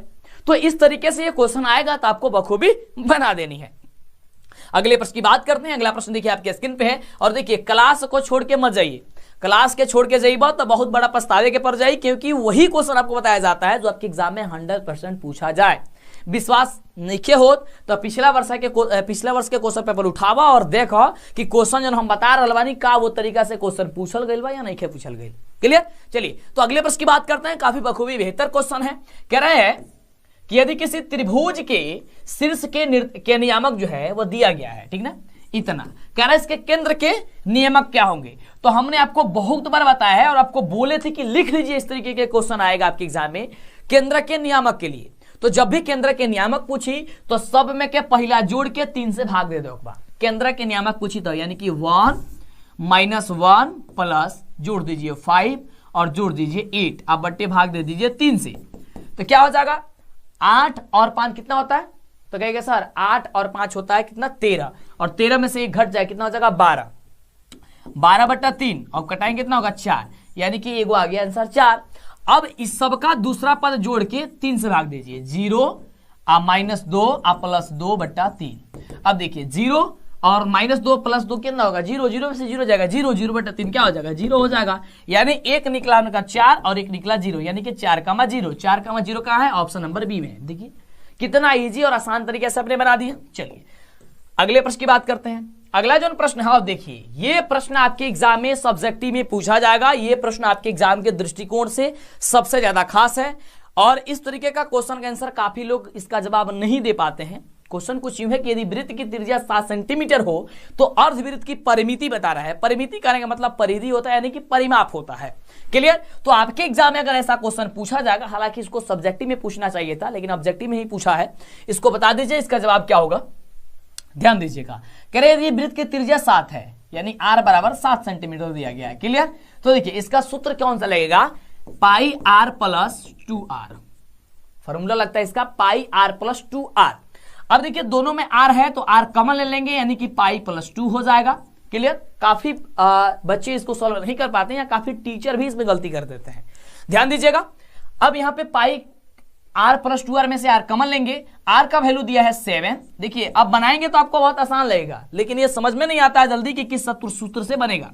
पाई के बदले 22/7 तो 22/7 लिख दिया, प्लस 2 को 2 लिख दिया और इसको ब्रैकेट से हमने बंद कर दिया। अब इसको सॉल्व करेंगे, 7 को 7 रहने देते हैं, इंटू 22/7 प्लस 2 दिया गया है, इसके नीचे कुछ नहीं है, लिख देते हैं 1 और भिन्न का जोड़ बना देते हैं। 7 एक का एलसीएम 7 होगा, 7 से 7 कट जाएगा, बचेगा यहाँ पे 1 से 22 में गुणा करेंगे हो जाएगा 22, अब प्लस 7 से कितना मार्क में जाएगा, तो 7 मार्क में जाएगा, 7 दूनी हो जाएगा 14, ये हो जाएगा 14/7। अब देखिए, अब यहाँ पे 7 तो 7, 22 और 14 कितना होता है, 4 2 6 और 2 1 3, यानी कि 36 अब बट्टे कितना हो गया 7। अब देखिए 7 गुणे 36/7, 7 से 7 कट गया, इसका जवाब आ जाएगा ऑप्शन नंबर ए 36। क्या होता है, 36 होता है, तो याद करके रखिएगा। क्लियर? चलिए सब्जेक्टिव में आएगा तो इस तरीके से आपको बखूबी बना देनी है। अगला देखिए, अगला जो क्वेश्चन बा बहुत बढ़िया क्वेश्चन बा। क्वेश्चन कह रहा है कि किसी वृत्त पर बाह्य बिंदु से कितनी स्पर्श रेखाएं खींची जा सकती है। बाह्य बिंदु से कितनी स्पर्श रेखा खींची जा सकती है किसी वृत्त पर। तब बाबू वृत्त से बाह्य बिंदु से मात्र 2 गो स्पर्श रेखा खींचा जा सकता। मान ला कि हई वृत्त है, देखिए ये आपका वृत्त है और सपोज मान लीजिए कि ये आपका एक बाह्य बिंदु है P और एक से अगर कहल जाए कि स्पर्श रेखा खींचो तो एगो रेखा हेजी से खींचल जाई और एगो रेखा हेजी से खींचल जाई, एक अलावा कोनो और रेखा खींचल जाई ना। यानी कि बाह्य बिंदु से केवल 2 ही रेखा खींचा जा सकता है। और अगर पूछे कि इस वृत्त से कितनी स्पर्श रेखाएं खींची जा सकती है तो वृत्त से अनंत स्पर्श रेखाएं खींची जा सकती है, लेकिन बाह्य बिंदु से पूछेगा, एक बाह्य बिंदु से मात्र 2 गो खींचा जाएगा। अगर 2 गो बाह्य बिंदु दे दिया था तो हाँ बिल्कुल, तो अब आप समझ सकते हैं। चलिए अगले प्रश्न की बात करते हैं। अगला प्रश्न बखूबी बड़ा ही जबरदस्त क्वेश्चन है और ये देखिए ये फॉर्मूला वाला क्वेश्चन है। और आपको हमने बोला ना कि अगर आप फॉर्मूला केवल याद कर लेते हैं तो समझिए कि बहुत सारा क्वेश्चन आप लोग सॉल्व कर देंगे। हाँ क्लियर, बहुत बढ़िया तरीके से, कोई दिक्कत नहीं होगा। तो देखिए क्वेश्चन है कि 1 + cot स्क्वायर थीटा किसके बराबर होता है। 1 + cot स्क्वायर थीटा, तो 1 प्लस जो cot स्क्वायर थीटा होता है वो cosec स्क्वायर थीटा के बराबर होता है। किसके बराबर होता है, cosec स्क्वायर थीटा हो जाएगा ऑप्शन सी नंबर। अगले प्रश्न की बात करते हैं। देखिए इस तरीके का क्वेश्चन आपके एग्जाम में 100% पूछा जाएगा। प्रश्न कह रहा है कि 10 यानी कि 10 10 इंटू 10 15 यानी कि 15 और 10 75 और 10 80 डिग्री का मान क्या होगा। जब भी इस तरीके का क्वेश्चन पूछेगा तो इसका मान केवल एक ही होगा। अगर कहिएगा कि सर इसको बना करके बता दीजिए तो भी आपको हम बना करके बता देंगे। करना क्या है कि आपको 4 पद दिया है ना, 4 पद में से 2 गो पदवा को क्या कर दीजिए, चेंज कर दीजिए tan 90 - थीटा से। और जैसे ही tan 90 - थीटा से चेंज कीजिएगा तो इसका वैल्यू 1 निकल करके चला आएगा। क्लियर? चलिए आगे बढ़ते हैं अगले क्वेश्चन की ओर। ये सब्जेक्टिव में आएगा तो भी उस समय भी आपको हम बता देंगे। अगला जो क्वेश्चन बाटे वो क्वेश्चन कह रहा और इस तरीके के क्वेश्चन 100% पूछा जाए एग्जाम में। क्वेश्चन कह रहा कि यदि tan थीटा बराबर √3 है तब sec थीटा का हुई। tan थीटा बराबर √3 बा। देखिए यहां से tan थीटा बराबर √3 है। अब आपको सबसे पहले ये याद करना है कि tan में किसका मान जो है वो √3 होता है। तो tan 60 का जो वैल्यू होता है, tan 60 का जो वैल्यू होता है वो √3 होता है। कितना होता है, √3 होता है। √3 होता है यानी कि 60 डिग्री हो जाएगा। tan 60 में √3 का मान हो जाएगा, यानी कि थीटा का बदले क्या निकल गया, 60 डिग्री। तो जब थीटा का बदले 60 डिग्री निकल गया तो यहाँ पे sec 60 डिग्री पूछ रहा है। इसका मतलब हो गया सिंपल भाषा में कहे तो sec 60 पूछ रहा है ना, तो sec 60 के वैल्यू जन होला वो क्या होला, sec 60 के वैल्यू 2 होता है। कितना होता है, चलिए तो बात करते हैं अब अगले नंबर प्रश्न की। और अगला नंबर देखिए, प्रश्न बहुत ही बखूबी, बहुत ही जबरदस्त प्रश्न है। प्रश्न कह रहा है कि यदि tan थीटा बराबर 4/3 है तो sin थीटा और cos theta, sin theta plus cos theta का मान बताइए। तब बाबू जब भी ये तरीके के क्वेश्चन आई तो सबसे पहले तारा ही जानकारी होके के चाहिए कि tan थीटा जो होता है बाबू, tan थीटा वो जो 4/3 दिया गया है ये लंब बटे आधार होता है, इस बात की जानकारी आपको होनी चाहिए। तो लंब बटे आधार हो गई। अब चलो, जब लंब बटे आधार होता है इसका मतलब कर्ण नहीं दिया गया है, तो कर्ण ज्ञात करना है। तो कर्ण बराबर बाबू फॉर्मूला होला √ लंब स्क्वायर प्लस आधार स्क्वायर। तो लंब के स्क्वायर यानी 4 के स्क्वायर प्लस 3 के स्क्वायर। क्लियर। अब देखो 4 का स्क्वायर 16 और 3 का स्क्वायर 9, 16 9 होला 25 और 25 का वर्गमूल निकल के ये रूट से बाहर करके हो जाएगा आपका 5, यानी कि कर्ण का मान 5 आ गई। क्वेश्चन का पूछा था sin theta plus cos theta, तो sin थीटा बराबर आ जाएगा क्या चीज, लंब बटे कर्ण होता है ना, तो लंब का वैल्यू है 4 अब बटे कर्ण हो जाएगा 5। cos थीटा निकाल लो, cos थीटा कह रहा है तो cos थीटा होता है आधार बटे कर्ण, तो आधार 3 है और कर्ण यहाँ पे 5 है, 3/5। अब कह रहा है कि इस दोनों को जोड़िए और जोड़ करके मान बताइए, यानी कि 4/5 और प्लस में जोड़ दो एक बार 3/5 के। तो देखिए 5 5 कैल्सियम 5 होता है और 4 3 7 होता है, यानी कि 7/5। 7/5 कहां पे आंसर है, तो 7/5 बाबू आंसर बात है कहां पे, 7/5 ऑप्शन नंबर सी में। क्लियर। तो क्या हो जाएगा, ऑप्शन नंबर आपका सी हो जाएगा। अगले प्रश्न की ओर बढ़े। हाँ सर, हुंकार भर दीजिए कि जितना भी क्वेश्चन बता रहा है बहुत ही मजा आ रहा है और आप लोग सभी प्रश्न का जवाब दे पा रहे हैं। अब देखिए ये क्वेश्चन बखूबी बढ़िया क्वेश्चन है। कह रहा है कि cosec theta minus cot theta का होल स्क्वायर बराबर क्या होगा। इसका जो जवाब होगा ये आपको बताना है कि इसका जवाब क्या होगा। बिल्कुल हाँ, तो इसका जवाब आपको बनाना, देखिए इसको ये भी आपको हम बता देंगे किस में, अब सब्जेक्टिव टाइप में क्वेश्चन में थोड़ा सा आपको इसमें हिंट्स दे देते हैं। देखिए कोसेक यहाँ पे कह रहा है कोसेक थीटा माइनस का कॉट थीटा और इसका होल स्क्वायर पूछ रहा है। तो आप हमें बताइए कि कोसेक थीटा किसके बराबर होता है। तो कहेंगे sir cosec theta 1/sin theta के बराबर होता है और माइनस कॉट जो थीटा होता है वो किसके बराबर होता है। हाँ तो बिल्कुल, तो आप सभी जानते हैं कि कॉट जो थीटा होता है वो किसके बराबर होता है, कोस थीटा बट्टा साइन थीटा होता है, ये होता है ना, कोस थीटा बट्टा साइन थीटा। अब इसका हो जाएगा होल स्क्वायर। अब बस आपको इसको तोड़ लेना है, थोड़ा सा सॉल्व करना है आगे, इसका निकल के जवाब आएगा ऑप्शन नंबर बी कि 1 - cos थीटा बटे 1 + cos थीटा। क्लियर। चलिए अगले प्रश्न की बात करते हैं, या फिर ये जो क्वेश्चन है ये आपको 5 नंबर में पूछा जाता है। क्लियर। इसलिए हमने आपको बोला कि आपको बखूबी जो है आगे आने वाली वीडियो में आपको हम बता देंगे। तो अगला नंबर बाबू क्वेश्चन का रोल बड़ा ही शानदार क्वेश्चन बा और ये तरीके के जब क्वेश्चन आवेला एग्जाम में तो काफी सारे बच्चे जो है गलती कर देते हैं। क्वेश्चन क्यों है कि आर्क त्रिज्या वाले वृत्त में 0 डिग्री वाले थीटा डिग्री कोण वाले त्रिज्या खंड के चाप की लंबाई क्या होगी। तो बाबू चाप के लंबाई बताओ कि चाप के लंबाई क्या होला। क्लियर। हाँ बिल्कुल, अभी तक जितने भी बच्चे लाइक नहीं किए हैं एक बार लाइक कर देंगे, शेयर कर देंगे और एक एक प्रश्न का जवाब बताइए, क्योंकि आपके लिए एक एक प्रश्न जो होगा वह आपके लिए काफी ज्यादा खास होगा। देखिए चाप की लंबाई होता है थीटा बटे 180 डिग्री गुणे पाई आर होता है। क्या होता है, थीटा बटे 180 आप पाई आर होता है। अब आप ध्यान से देखेंगे तो ऐसा ऑप्शन कहीं पे भी दिखाई आपको नहीं देगा। कहेंगे कि हाँ सर ये कहीं पे भी ऐसा ऑप्शन नहीं है, 180 डिग्री तो कहीं है ही नहीं, सब में तो है 180 डिग्री है, लेकिन यहाँ पे 2 पाई आर थीटा है, यहाँ पे पाई आर स्क्वायर थीटा बटे 180 डिग्री है, यहाँ पे पाई आर स्क्वायर थीटा बटे 360 है, यहाँ पे 2 पाई आर थीटा बटे 360 है। फिर इसका आंसर क्या होगा, तो ध्यान दीजिएगा पाई आर थीटा होनी चाहिए। देखिए पाई आर थीटा किस में है, देखिए pi r theta option number B में है और यहाँ पे दिया है 2 बटे 360, तो कटा दो 2 से 180 हो गया। अब देखो अब आ गया ना पाई थीटा बटे 180 डिग्री गुणे पाई आर, देखो यानी कि ऑप्शन हो जाएगा बी नंबर। तो यहाँ पे 2 केवल दे दिएगा तो 2 को कटाइएगा तो 180 में बदल जाएगा। क्लियर। चलिए अगले प्रश्न की बात कर। अब देखो ये तो प्रश्न काफी चुटकियों वाला क्वेश्चन है, ये रसगुल्ला बहुत बढ़िया क्वेश्चन है। कह रहा है कि सेक 11 डिग्री बटा का कोसेक 79 डिग्री का मान जो होता है क्या होता है। तब बाबू ये तरीके के क्वेश्चन जब भी आवेला तो हम बतौले बनी कि आपको एक मान चेंज कर लेना है और दूसरा मान पूर्ति और दूसरा मान को वैसे रख देना है, कटाना है, आपका वैल्यू 1 आ जाएगा। ठीक है ना, इसका वैल्यू क्या आ जाएगा 1 आ जाएगा। सर कैसे बता भी दीजिए एक बार, थोड़ा सा अच्छा रहता है। तो चलिए सेक जो है 11 डिग्री को आप चेंज कीजिए तो हो जाएगा सेक 79 डिग्री और नीचे है कोसेक का 79 डिग्री। सेक 90 माइनस थीटा जो होता है वह कोसेक थीटा के बराबर होता है, यानी हो जाएगा कोसेक 79 डिग्री और नीचे कोसेक 79 डिग्री दिया ही है।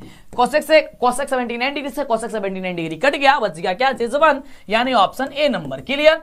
चलो अगले प्रश्न की बात करते हैं। अगला नंबर प्रश्न बहुत ही बढ़िया प्रश्न है और प्रश्न हम सभी का कह रहा है कि यदि एक पहिए का व्यास जो है वह 40 सेंटीमीटर है और 176 मीटर की दूरी तय करने में इसे कितने चक्कर लगाने पड़ेंगे।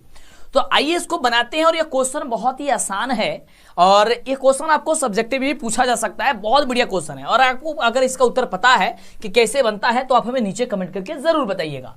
चलिए तो सबसे पहले देखिए व्यास दिया गया है तो इसका सबसे पहले हम लोग परिधि निकालेंगे।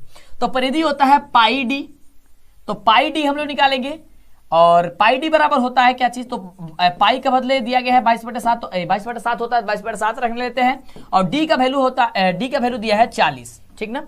अब चलिए अब इसको गुणा करते हैं तो 22 का होता है 88 और 0 का 0 यानी कि 880, अब अट्टा हो जाएगा 7। क्लियर।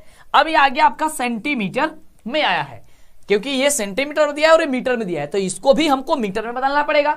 मीटर में जब बदलना पड़ेगा तो यहां पे क्या होगा, हम लोग को 100 से क्या करना होगा, भाग देना होगा, यानी कि इसको 100 से यहां पे हम लोग भाग देंगे, ठीक ना। अब इसके नीचे कुछ नहीं है तो 1 लिख देते हैं। अब ये जो देख सकते हैं भाग में है, भाग में हो जाएगा तो गुणा में बदल जाएगा, गुणा में बदलेगा तो 880/7 को 7, गुणा में बदलेगा तो ऊपर का नीचे, नीचे का ऊपर, इनके 1 बट्टा हो जाएगा 100। अब एक 0 से 1 0 कट जाएगा यानी कि बच जाएगा क्या चीज, 88/7 में 10 से हो जाएगा 70। अब ये होगा मीटर, यानी कि 88/70 है आपका मीटर निकल कर चला आया, इसकी परिधि निकल के चली आई।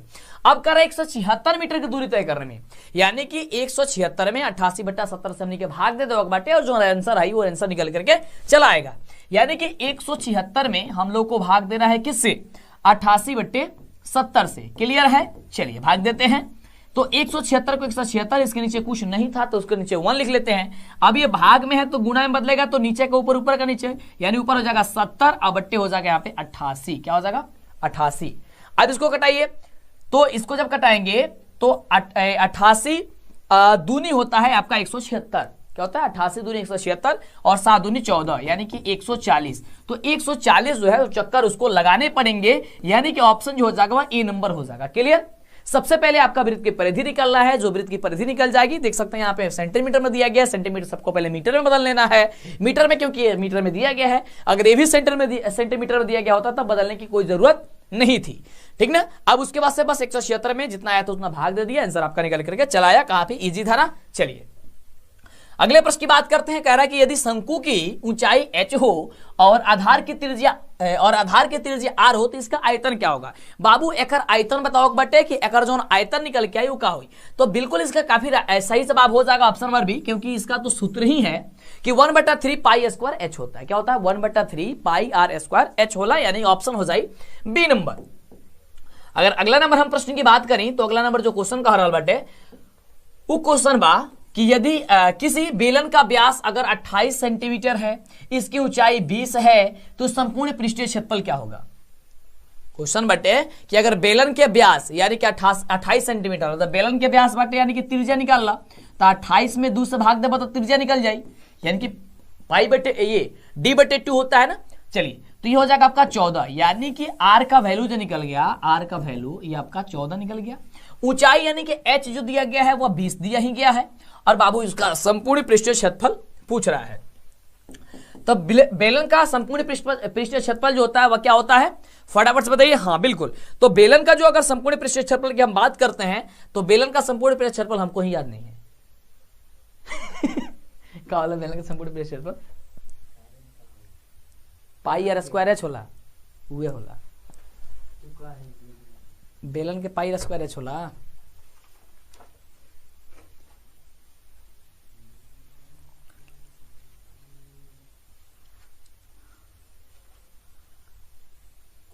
बेलन संपूर्ण 2πr² +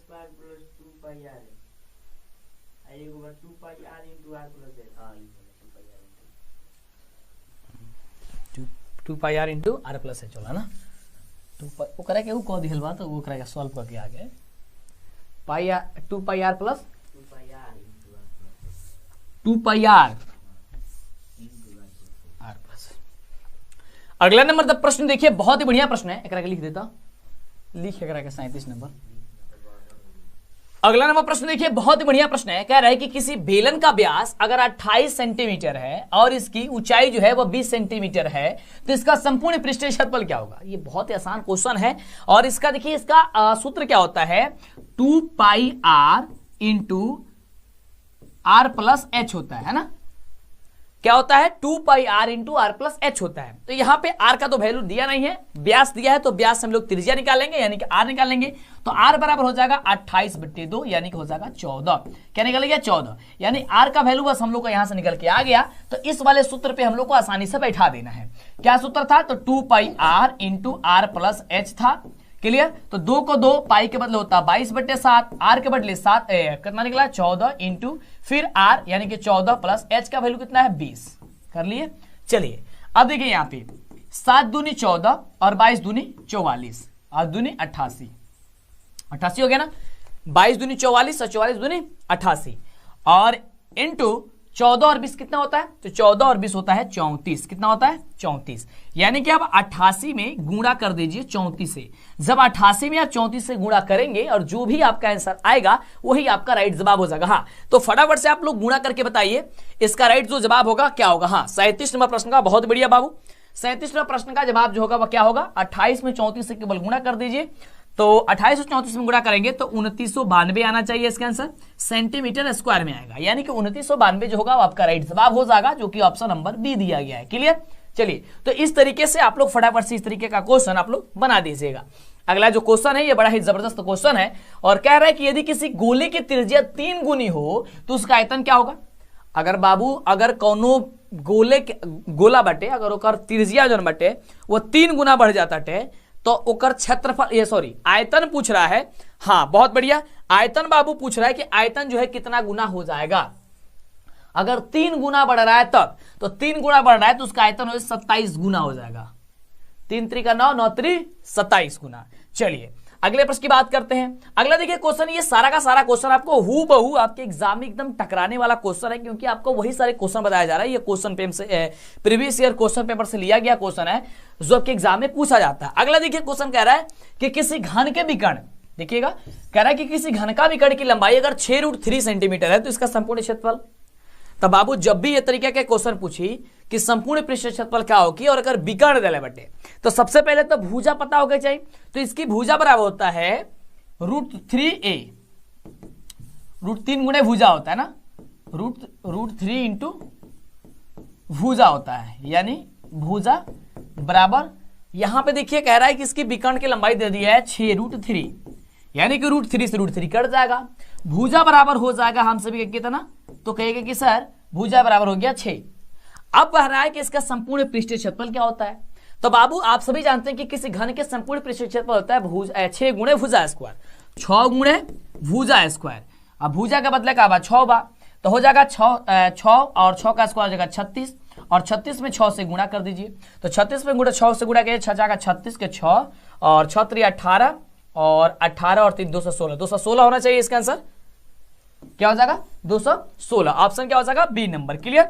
चलिए, तो 200 हो जाएगा 16 आंसर, ऑप्शन नंबर बी। तो इस तरीके से बाबू क्वेश्चन आएगा, 100% आएगा। और अगर अभी से आप मिस करेंगे, पूरा वीडियो नहीं देखते हैं, तो आप बहुत बड़ी गड़बड़ कर रहे हैं, है ना। चलिए अगले देखिए। हाँ, अभी तक जो भी बच्चे वीडियो को लाइक नहीं किए, लाइक कीजिए यार। इतनी मेहनत से, और जो गणित जो है आपको इतना कठिन लगता है और इतनी आसान भाषा में आपको जब बताया जा रहा है, तो समझिए कि आपको पढ़ने समझने की जरूरत बहुत ज्यादा है।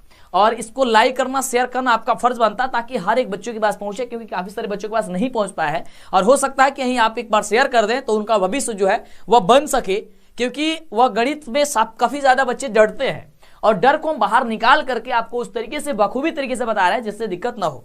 अगला नंबर प्रश्न देखिए, बहुत ही बढ़िया प्रश्न है। कह रहा है कि यदि किसी शंकु के वक्र पृष्ठीय क्षेत्रफल जो है वह 880 सेंटीमीटर स्क्वायर है और त्रिज्या 14 सेंटीमीटर है, तो तिर्यक ऊंचाई बता देनी है। बहुत ही बढ़िया क्वेश्चन, और इसको देखिए ध्यान से।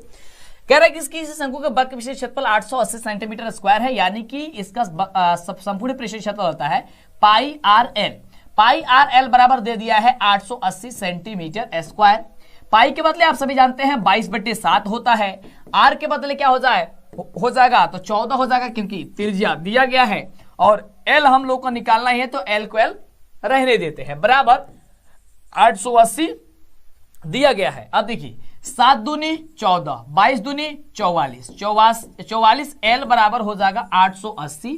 इसलिए L को ही हम लोग तिर्यक ऊंचाई कहते हैं। L बराबर हो जाएगा 880 अब बट्टे 44, 44 दूनी 88 और 0 का 0 20, यानी कि इसकी तिर्यक ऊंचाई जो निकल के आएगी वो 20 निकल के आएगी। ऑप्शन नंबर हो जाएगा क्या चीज? B number. अगले हम प्रश्न की बात करते हैं। तो अगला प्रश्न कह रहा है हम सभी का बड़ा ही शानदार क्वेश्चन है। ये देखिए 41 नंबर क्वेश्चन, और ये माध्यक माध्यिका से क्वेश्चन आपके एग्जाम में बहुत बार पूछा जाता है। क्वेश्चन कह रहा है कि 7, 3, 5, 8, 6, 10, 9, 12 का माध्यिका क्या होगा। जब भी आपसे बाबू माध्यक ये माध्यिका पूछा जाएगा, ठीक है ना, तो आपको सबसे पहले इसको आरोही या अवरोही क्रम में सजाना है, बैठाना है। आप कहेंगे बच्चों की काफी सर आरोही या आरोही क्रम क्या होता है, यानी कि घटते बढ़ते क्रम। घटते क्रम यानी कि सबसे पहले छोटा वाला मान लिखिए, उसके बाद से बड़ा वाला लिखिए, और या फिर सबसे पहले बड़ा वाला लिख दीजिए और उसके बाद से छोटा वाला लिख दीजिए। आइए हम लोग इसको बढ़ते क्रम में लिखते हैं। बढ़ते क्रम में कहने का मतलब हो गया कि सबसे पहले छोटा वाला अंक लिखेंगे, फिर इसके बाद से बढ़ते बढ़ते जाएंगे। जैसे यहाँ पे सबसे छोटा वाला मान 3 है, कमा उसके बाद से क्या है 6 है, नहीं 5 है ना, 3 है, फिर 5 है, फिर 6 है, फिर 7 है, फिर 8 है, फिर 9 है, और फिर 10 है, और 11 नहीं है, की बार 12 है। अब उसके बाद से इस अंक को काउंट किया जाता है कि सर ये कितना है, तो काउंट कीजिए 1 2 3 4 5 6 7 8, 8 है, यानी कि यह 8 कौन सी संख्या है? सम संख्या है। अगर अंकों की संख्या यानी सम होगा तो उसमें क्या होगा, सबसे पहले इसको क्या करना होगा, इसमें क्या देखिए यहां से ये 4 हो जाएगा, ये इधर से, और ये हो जाएगा 4, ये 4 4 संख्या हो गया ना। जब भी सम संख्या होगा तो क्या करना है, दोनों वाला अंतिम वाला मान इसको जोड़ के 2 से भाग दे देना। 7 और 8, 8 7 होगा 15, 15 में 2 से भाग दीजिए, हो जाएगा कितना 7.5, 7.5 आपका आंसर निकल करके चला आएगा। क्लियर? तो ये हो जाएगा आपका ऑप्शन नंबर बी। अगर सर विषम संख्या रहता तब क्या करते, तो विषम संख्या रहेगा तो क्या करेंगे, जैसे मान लो कि 7 गो संख्या है तो 3 गो आगे, ये 7 बोला आपका जो है वह 9 गो है, हाँ 7 गो है तो 3 गो, 3 आगे और 3 पीछे, और बीच में जो भी मान बच जाएगा वही आपका आंसर हो जाएगा। जैसे 1 2 3 4 5 6 7, 7 है ना, तो देखिए ये 3 गो संख्या और ये 3 गो संख्या, और बीच वाला मान केवल 8 बचा है, तो यही आपका आंसर हो जाता है विषम संख्या में। लेकिन सम संख्या में क्या होता है, पहले देखिए दोनों में आरोही या अवरोही में पहले बैठा लीजिएगा, यानी कि बढ़ते और घटते क्रम में आप लोग सजाने के बाद ही ये मान निकाल करके लेके आइएगा। अगला देखिए, अगला सबसे बढ़िया क्वेश्चन है, कह रहा है कि 9, 3, 4, 7, 2, 9, 6, 7, 9, का बहुलक क्या होगा। बहुलक पूछा जा रहा है। बहुलक वही होता है जो सबसे ज्यादा बार आया होता है। तो बताइए कि कौन ऐसा अंक है इसमें से 42 नंबर क्वेश्चन में जो सबसे ज्यादा बार आया है, सबसे ज्यादा बार। तो कहेगा कि सर देखिए यहाँ पे 9 है, यहाँ पे भी 9 है, यहाँ पे भी 9 है, यहाँ पे भी 9 है, यानी कि जो है वह 4 बार 9 आया है, 4 बार 9, यानी कि सबसे ज्यादा 9 आया है, तो 9 ही आपका आंसर हो जाएगा, ऑप्शन हो जाएगा डी नंबर। अगले प्रश्न की बात करते हैं। अगला प्रश्न कह रहा है कि निम्नलिखित में कौन सी अभाज्य संख्या, और देखिए ये क्वेश्चन आपके एग्जाम में 100% आएगा, अभाज्य संख्या ज्ञात करने के लिए, जांचने के लिए, बताने के लिए कि अभाज्य संख्या कौन है। बिल्कुल, तो अभी तक वीडियो को जो बच्चे लाइक नहीं किए लाइक कर देंगे, और एक एक बातों को, एक एक क्वेश्चन को बेहतर तरीके से आप समझिएगा। देखिए अभाज्य संख्या कहने का मतलब हो गया कि जो एक और स्वयं के अलावा किसी अन्य संख्या से विभाजित ना हो, यानी कि वो न कटे न भाग लगे। जैसे 13 हो गया, 17 हो गया, 23 हो गया, है ना, 29 हो गया, ये सभी के सभी संख्या आपका अभाज्य होती है। देखिए यहां पे दिया गया है ऑप्शन नंबर 13 हो जाएगा आपका अभाज्य संख्या। क्यों? क्योंकि 13 जो है वह 1 और 13 के अलावा किसी अन्य संख्या से विभाज्य ये भाग नहीं लगेगा। ऑप्शन हो जाएगा सी नंबर, इसलिए ये हो जाएगा सी नंबर जवाब इसका। प्रश्न कह रहा है कि यदि किसी बरम्बरता सारणी का माध्य जो है वह 8.9 mm, माध्यिका 9 है, तो बहुलक क्या होगा। अब देखिए बहुलक बराबर एक सूत्र होता है। बहुलक बराबर सर सूत्र क्या होता है, तो याद कर लीजिएगा, बहुलक बराबर सूत्र होता है 3 गुणे माध्यिका, क्या होता है, माध्यिका गुणे 3 गुणे माध्यिका माइनस 2 गुणे होता है माध्य। क्लियर? चलिए अब यहाँ पे 3 इंटू माध्यिका, तो माध्यिका यानी कि 3 गुणे माध्यिका का मान कितना है, तो कहेंगे सर 9 है, हो गया 9, माइनस 2 गुणे माध्य, 2 गुणे माध्य का मान कितना है 8.9। अब गुणा कीजिए 9 3 27 माइनस 2 में गुणा कीजिए 8.9 से, तो 17 पॉइंट कितना होगा 8 होगा। क्लियर? अब 27 में से घटा दीजिए 17.8, तो कितना होगा 9 पॉइंट आपका हो जाएगा 2। 9.2 कहां पे ऑप्शन है? ऑप्शन नंबर सी में है, इसलिए आपका ऑप्शन सी नंबर आपका राइट जवाब हो जाएगा। क्लियर? चलिए अगला प्रश्न की ओर बात करते हैं। अगला प्रश्न हमसे भैया क्या कह रहा है? अब चलिए अगला प्रश्न कह रहा है कि समानांतर माध्य ज्ञात कीजिए 19 और 25 का। जब भी समानांतर माध्य ज्ञात करने के लिए पूछे तो कुछ नहीं किया जाता है, आप इसको दोनों को जोड़ करके 2 से भाग दे दीजिए, यानी 19 और 25 को जोड़ के 2 से भाग दे दीजिए, यानी कि 9 5 14 का 4 और 2 3 और 1 हो जाएगा 4/2, यानी कि हो जाएगा 22। ठीक ना? यानी ऑप्शन हो जाएगा बी नंबर। तो समानांतर माध्य ज्ञात करने के लिए कुछ ज्यादा सोचने की जरूरत नहीं है, आपको आप दोनों को जोड़कर 2 से भाग दे देना होता। अगला देखिए, ये क्वेश्चन तो हमने आपको पिछले वाले वीडियो में बता दिया था कि घटना ई पी इंटू ई और पी इंटू नहीं ई की प्रयेकता जो होती है वह क्या होती है, यानी कि इसके बराबर क्या होता है, तो वह बराबर 1 होता है। यानी कि प्रयेकता का जो वैल्यू होता है और प्रयेकता होने के प्रयेकता नहीं होने की वैल्यू जो होती है, यानी कि जोड़ा जाए उसको, तो 1 से ज्यादा वह नहीं होता है। चलिए अगला नंबर प्रश्न कह रहा है कि 2 सिक्कों के उछाल में 2 शीर्ष आने की प्रयेकता क्या होगी? 2 शीर्ष, अब 2 को जब सिक्का उछाला जाएगा तो 8 को परिणाम होगा, और 2 को शीर्ष, तो 2 को शीर्ष यानी कि 2/8 कितना हो जाएगा? 1/4। 1/4 कहां है? ऑप्शन नंबर डी में है। क्लियर? चलिए अगला नंबर प्रश्न कह रहा है कि यदि ए और बी अभाज्य संख्या हो तो ए बी का लसाअ क्या होगा? और ये तो क्वेश्चन आपको कई बार बताया गया है कि ए और बी अगर अभाज्य संख्या हो तो ए बी का जो ए बी का लसाअ होता है वो ए इंटू बी होता है, यानी कि ए बी होता है। क्या हो जाएगा? ऑप्शन नंबर सी हो जाएगा। चलिए अगले प्रश्न की बात करते हैं। अगला प्रश्न हम सभी का क्या कह रहा है? तो अगला जो प्रश्न है वह प्रश्न हम सभी का कह रहा है यहां पे कि निम्न में कौन सी घटना की प्रयेकता नहीं हो सकती है, यानी कि घटना की प्रयेकता कौन नहीं हो सकती है? आपको पता है कि घटना की प्रयेकता वही नहीं होगी जो 1 से ज्यादा होगी या फिर कम होगी, पूरा एकदम माइनस में। तो देखिएगा ऑप्शन नंबर डी में दिया गया 7/6। 7/6 होगा, ये कभी भी प्रयेकता नहीं हो सकती है। ऑप्शन क्या हो जाएगा? डी नंबर हो जाएगा। किसी घटना की प्रयेकता ये नहीं हो सकती है। ठीक ना? तो इस तरीके से आपने देखा पूरा 50 क्वेश्चन जो आपके एग्जाम के दृष्टिकोण से काफी ज्यादा खास था, और ये वही सभी प्रश्न था जो आपके पिछले कई वर्षों से पूछा जा रहा है, और यह प्रीवियस ईयर क्वेश्चन पेपर से आपको बताया गया क्वेश्चन है, और इसी आधार पे आपका क्वेश्चन पूछा जाएगा। और इसके आगे अगर आप वीडियो नहीं देखिए, पूरा वीडियो कंटिन्यू देखिए। और आपको पता है कि अंतिम दिनों के लिए हमें जाना जाता है, क्योंकि अंतिम दिनों में आपको इतने गजब की और शानदार तैयारी कराते हैं जिससे कि दिक्कत नहीं होता है। तो चेहरे पर मुस्कान लेकर के मेरे प्यारे साथियों, अब सिक्का उछल चुका है, हेड भी आपका होगा और टेल भी आपका होगा। फिर मिलते हैं आपसे इस तरह कमाल वीडियो के साथ नेक्स्ट वीडियो में। वीडियो